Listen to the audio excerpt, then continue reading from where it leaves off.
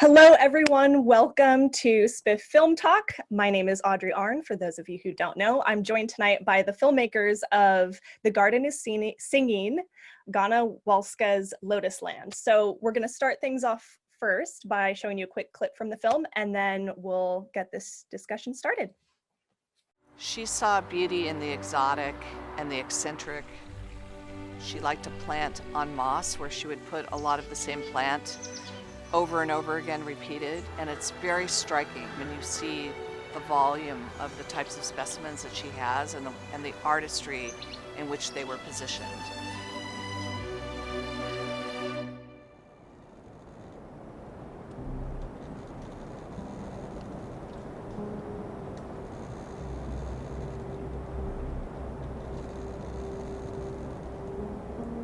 We have some of the rarest plants from regions around the world. And Lotusland serves as a repository for the preservation of those plants. And if we didn't have them here, we as a world may not have them at all. Animal extinctions are big news, but people forget about the plants.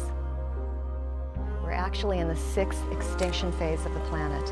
In this century, 50% of all plant species will be lost.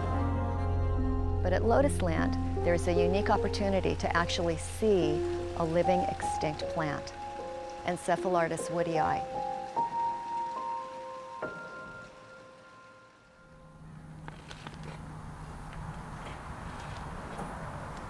At the recent CICAD conference in South Africa, the idea was proposed that we become an off-site assurance colony as part of a species survival plan, with the ultimate goal of reinstating plants into the wild.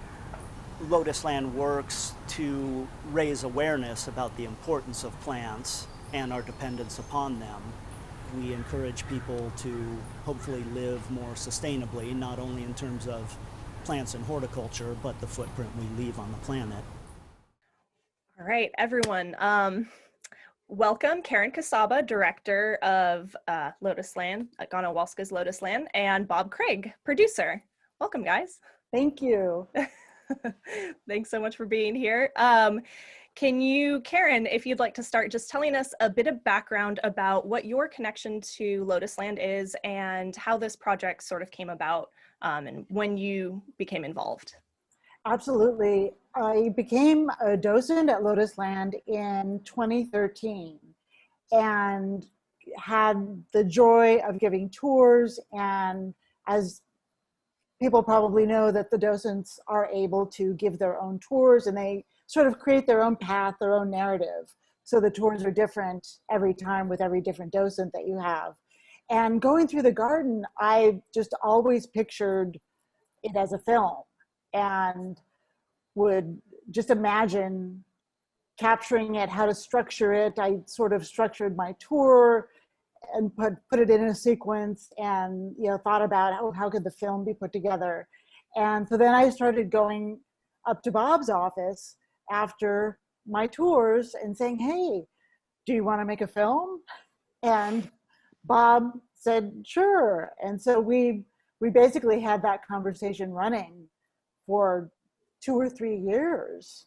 And then it finally happened. And actually today is the 2-year anniversary of day 2 of our shoot. Ooh, how fitting. Bob, you're still muted. Why don't you let us know how you jumped in as a filmmaker on this project? Well, Lotusland is so unbelievably visual, and to try to talk to people about what it is or what it means or what it's like to be there, it's virtually impossible to put it in words. You have to kind of see it. And in this day and age, film is the visual storytelling medium, and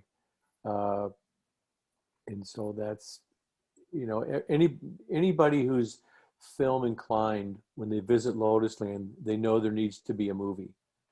And so we did it. We made a little movie about it. That's so interesting. Of course, it is obviously a very visual place, but something I really felt when I was there when I was there trying to take pictures and capture a little bit of it to take home or to share, it felt like the visuals were almost lacking in capturing kind of the essence of this place, because it's so multi-layered. There's so much there. And I realized, you know, I think your title is really fitting with The Garden is Singing, because there's so much you hear there. There's so much atmospheric elements that aren't necessarily just visual. And I think you did a really lovely job at incorporating those into the film. I was wondering if you could talk a bit about, you know, you said you had been envisioning this for years. So what was your approach with trying to capture enough of that for a film? Well, we talked about, we really wanted to capture the atmosphere, like you're saying, because it is a multi-dimensional experience, and the plants are participating with you as you walk through the garden. And so in order to capture that, it takes a certain sensitivity to see where that is. And just on a practical level, in terms of production, I enlisted two very excellent DPs, Shelley Johnson, ASC, and Timothy Eaton, and we all went to film school together. So we have a shared language and a shared history, and I was able to just give them a direction to go where we could split into separate units. They each had their own unit and shot simultaneously, and I would jump back and forth while we were shooting so that we could compress the actual shoot time that we had in the garden, because I didn't want to make a big footprint in terms of so many days being there in production. And so once they got into this language, they could both create within that realm, and they would look for the shots where essentially, like you're saying, the garden happened to be singing. And that was sort of like the direction I gave them, and they got it. So as you can see, and their footage blends together beautifully, and they both invented shots I couldn't even imagine. Yeah, it also included in there, you have the archival elements as well. You have the old footage of Ganna in her garden. Can you talk a bit about bringing the new imagery in with those archival pieces? And was it easy to come by that, or was there a search involved in finding the right material? Tell us a bit about that. Well, I know Bob sourced all of that material, and I think transferred it yourself. Is that right, Bob? Yeah, I had been, since I started, I thought, geez, back in the day, back in Ganna Walska's day, everybody had a movie camera, an 8mm movie camera, and I searched and tried to find some of that, and I couldn't really find it. And then in the bins of dust-strewn stuff that you find in an old house, I came across this VHS tape, and there was this great old footage of Ganna Walska from back in the 50s, I guess. And so we transferred that in a very kind of rudimentary fashion, and it's really great to see Ganna Walska in her setting there, because it was her place and her dream, and that really, I think, it added a lot to the film. Wow, so you came across that VHS tape while you were looking for material for the film? Or was that something that it had already surfaced? No, it just, it was just stuff that was just there, and it took me a while to find it, because, archives of a organization like Lotusland that's been around forever, I mean, it's massive, and there's just hardly any time to go through everything, and I was fortunate enough to stumble across it, really. Oh, wow. Can you tell us a bit more about the community of Lotusland? Because there's as I was saying to you guys before this started, is I got such a sense of community while I was there, walking around. The volunteers and docents there have they're such a wealth of information and have such love for the place. And that community, I think, works really well, particularly in filmmaking. And so you were able to take the, a pre-existing community and bring that to your film. Can you talk a bit about that process and who you brought in, and maybe was there anyone that you wanted to include, or maybe an aspect of Lotusland that you wanted to include that didn't make it into the final short film? Well, in terms of that, the last part of the question, I'd always envisioned also a longer film. And there's so much that we could go deeper into that this short film just touches on. And so it was just designed really to touch on things that I would really love to go deeper into. And then it really helped to be part of the community with the docents and to know all the experts that reside at Lotusland, and people like Rose Thomas, who is in the archives and knows where everything is. And there's such a mass of saved items, of two-dimensional items, and her clothing and articles. And so it was great to collaborate with her to know, is there something that looks like this? And so then she could direct me, so I didn't have to go through the entire archives. So that really, and then she could speak to everything so beautifully in the film. So it was a really nice, fun event of coordinating people who knew so much about what they do and could come together and be in the film, including Corey, Paul, everyone who's a specialist in their aspect of the garden. You're talking about the community of Lotusland. There's people who work there, who have worked there. There's ex-trustees, gardeners, supporters. I mean, there's thousands and thousands of people in our community who have had part of their life, a big part of their life, be Lotusland. I mean, when I started there, there were people who had been there for 25 years was not uncommon. And these people, they spent their whole lives there, and they came of age at Lotusland. And it's been a big part of the community. And, this film was just trying to capture a little snippet of that and draw on all the people's knowledge who had something to offer, a story to tell. Yeah, absolutely. A snippet. That's how I would feel too, having been there. I ended up speaking to someone who said she had been there for 25 years and told me the whole backstory of actually creating Lotusland as this public space after Ganna Walska passed. Can you, and you said something really interesting earlier, Bob, too, about how it's unique in that it's open. It's this kind of private, beautiful place, but it is accessible to the community. And I think also the film actually does that. Snippet is a way of bringing this to the community. Would you? Yeah, it's kind of interesting. So when Ganna Walska died in 1984, and it took 9 years and 62 public hearings before one visitor was allowed in, because there were maybe 3 neighbors who thought it wasn't a great idea to have a botanic garden as their neighbor. They were telling all kinds of false stories about we're going to put in Ferris wheels, et cetera, et cetera. And, we never did that. And we've been a great neighbor, and all our neighbors now love us. We're an incredible community asset. You can come to Santa Barbara, you can go to the beach, you can go to a restaurant. Really, you can do anything else you can do in every other town, but no other town really has a Lotusland. And we would really benefit a lot more if the county of Santa Barbara wasn't so restrictive on their visitation rules. But that's out of my realm of expertise.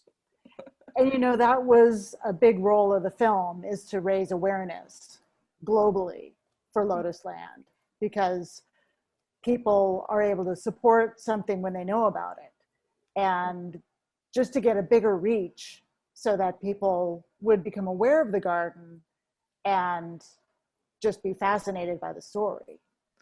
Right. Well, in featuring, I had to write the name down, the Encephalotaurus Woody. Encephalotos. How'd I do? Thank you.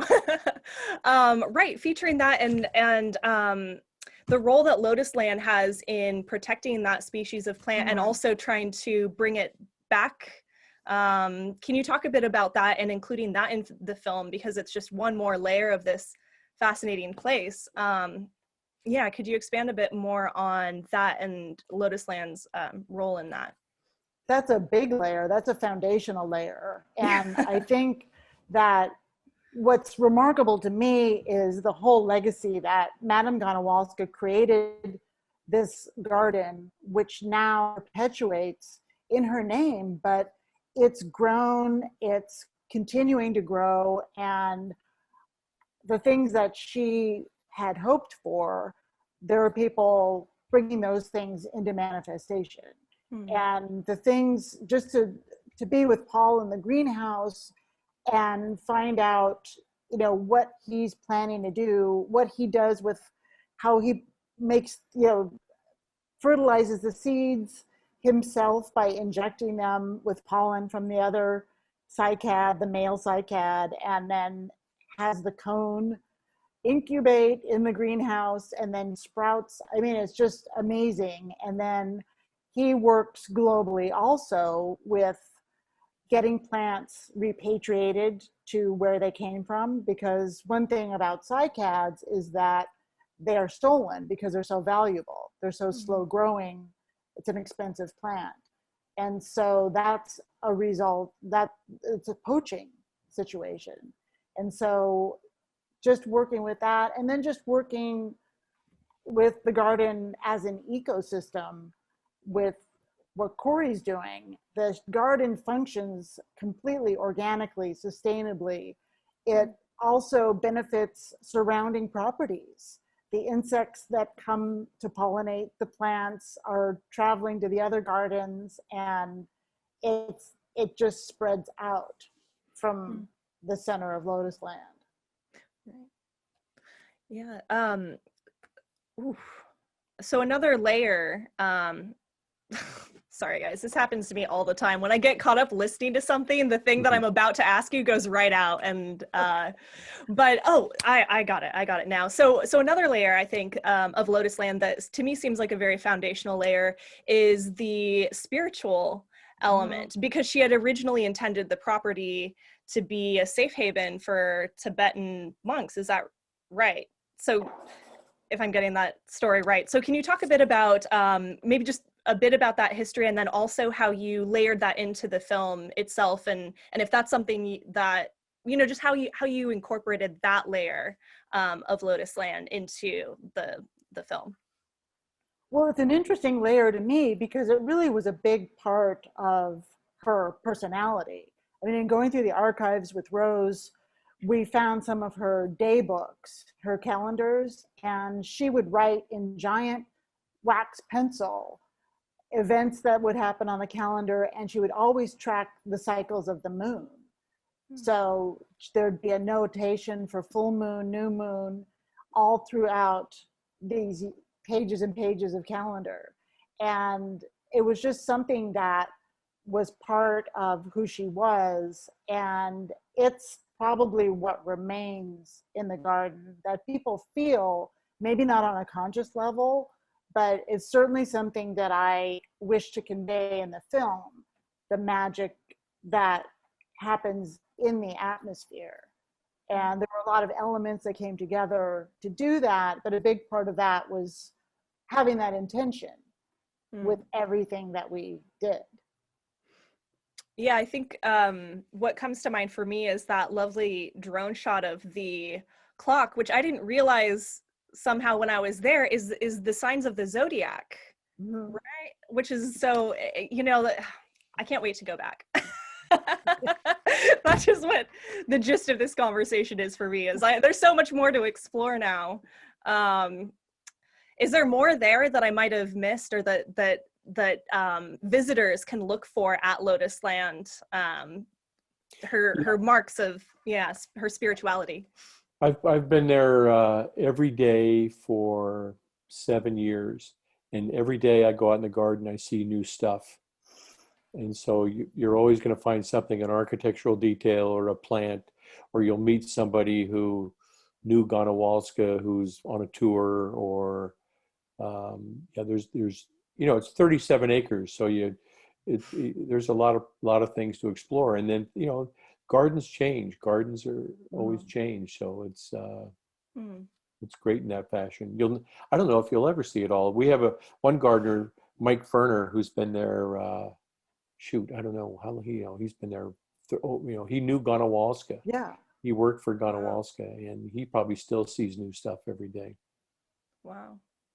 Yeah, it's incredible. So then with all of this content, and again, all these layers to Lotusland and having to pack just kind of a glimpse into a short film, were there ever plans or ideas about expanding the project or building new projects, maybe more related to Ganna Walska's life, or just any of the things that we've talked about? Were there ideas about expanding or creating something else based on any of that?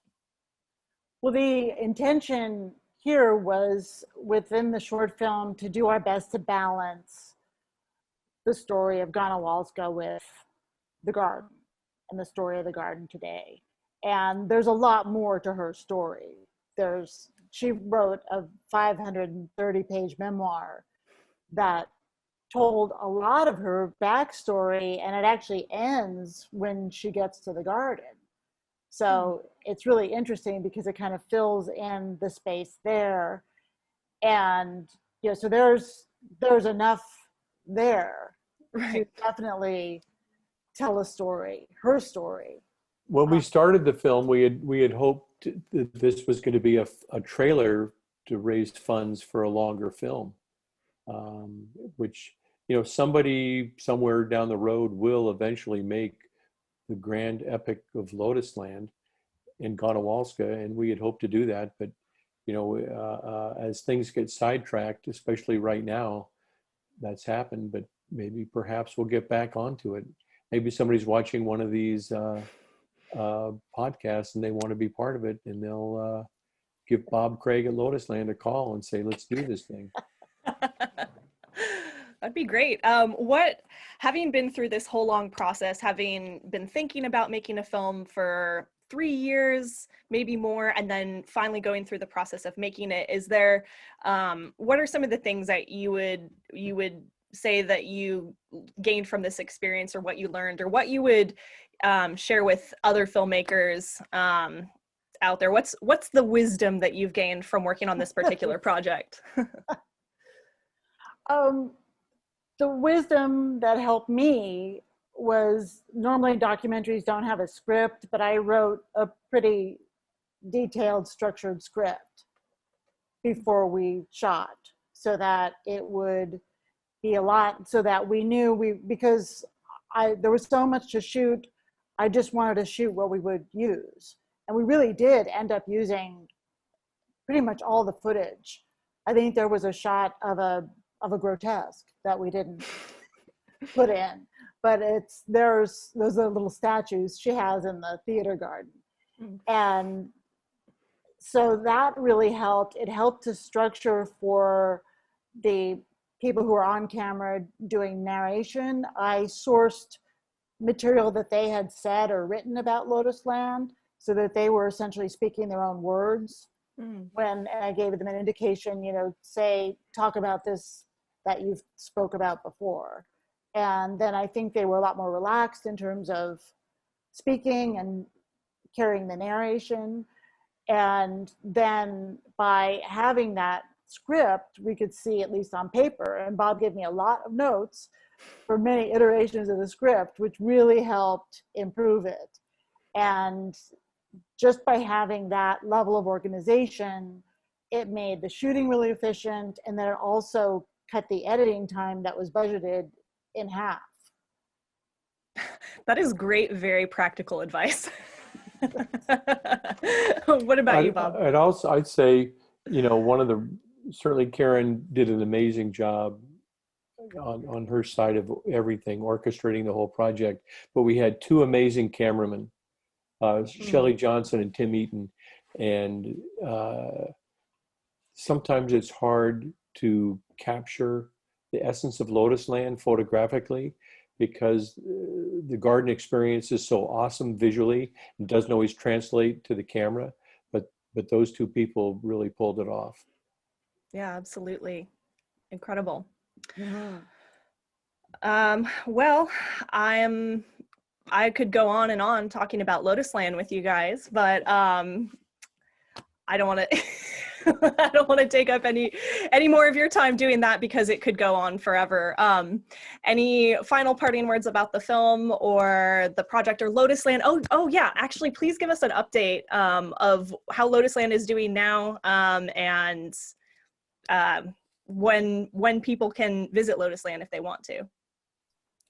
Well, Lotusland is open Wednesday through Saturday by reservation only. So call, make a reservation. Probably a good idea right now to make a reservation 1 to 2 weeks in advance. Because of the virus, we're all self-guiding, which is fine. We have QR codes through the garden that help guide you. And membership is a great way to really express your commitment to Lotusland and to visit often. So, it's to support Lotusland, come visit Lotusland. Awesome. All right. Well, thank you guys so much for joining us, sharing your film with us, and being here to talk about it. And we'll be back next week with another film at SBIFF Film Talk. And you guys have a great evening. Great. Thank you, You Audrey. too, It was a lot of Audrey. fun. Thank you. Bye. Thank you. Bye-bye.